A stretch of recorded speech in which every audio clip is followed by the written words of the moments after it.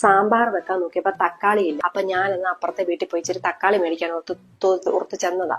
അവര് ഞാൻ നോക്കിയപ്പം ഉറുമ്പിനെ എല്ലാം കൂടെ ഉറുമ്പോടിയിട്ട് കൊല്ലുക. എന്തോ സ്ത്രീയാണേ.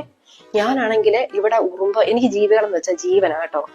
ഇവിടാണ് ഉറുമ്പ് വരുന്നുണ്ട്. 1-2 ഉറുമ്പ് വന്നാൽ മതി, അപ്പം തന്നെ ഞാൻ ഒരു 1-2 സ്പൂൺ പഞ്ചാര അങ്ങോട്ട് വെച്ചു കൊടുക്കും.